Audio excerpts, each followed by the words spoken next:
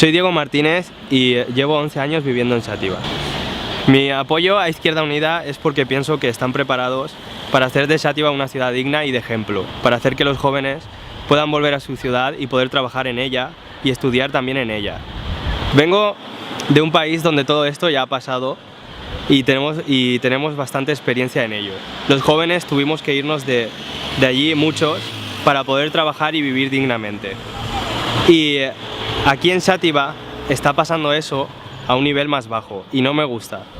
No me gusta porque no es justo. Por eso mismo también apoyo a Izquierda Unida, porque sé que están preparados para revertir la situación. Yo voto a Izquierda Unida.